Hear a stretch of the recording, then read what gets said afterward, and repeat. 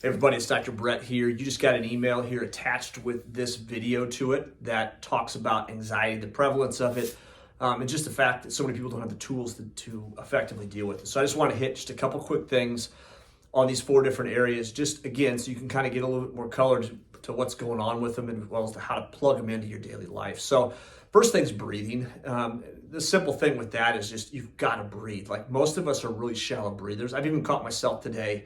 I'll be punching with the computer, I'll be thinking about 15 different things, and that just tightness kind of gets in your chest, up to your shoulders as well too, and you're not raising your shoulders. You're raising your shoulders when you breathe, which creates more tension up through here versus expanding that avenue when you breathe. So we really talk about like box breathing, which is a simple exercise where it's a 4 count in, hold for 4, out for 4, and then before you breathe in, you're holding for 4 again. It's a cycle of breathing that helps calm the body down, helps calm the brain down as well too with it. So that's the first thing. So just some simple breathing. You can practice that 5 to 10 times through as well too when you do that. The second thing with it we talk about is substances, particularly alcohol and caffeine. Alcohol is a depressant. It allows the stressors in your brain to start to take over and overactivate. You have less resistance to those centers activating. That's why alcohol impedes that process, which creates more anxiety. It also fatigues your brain and your nervous system and your body in general, which makes anxiety more prevalent as well too. There's caffeine on the other side. It accelerates the nervous system function, which again, if you're anxious already, it's like pouring gasoline on the fire. So those 2 things, the less of them, the better at the end of the day. Moderation's a key, but I also look at it as well too. If you can completely cut them out, more power to you at that point in time. So that's a really critical thing. Third thing on the list is sleep. And again, we just don't think about this enough, and it is such an important piece to everybody's life for that matter. And the bottom line is, we always say 6 hours a minimum, 8 hours kind of ideal. Some people need more than that even.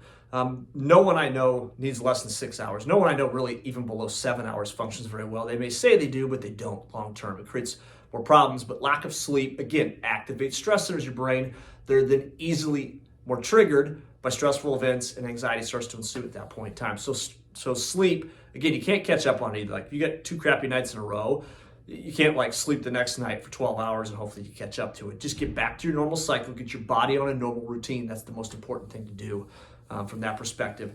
And lastly, I went through writing. This is something that's really helped me a lot, just keep my mind calmer and more still. I'll write through, like if I'm dealing with stress or some challenging things, I write them down. Not only do I write the situation down, but I also write down how I feel about it, and kind of that dynamic between what is and what's going on inside. So I can start to see like what's real, what's not real, what's made up in my head, how crazy is it. It just puts reality to a situation and the emotions that are tied to it. So that's an important piece. With writing as well too, I really like to focus on some gratitude stuff. Like what things are you thankful for?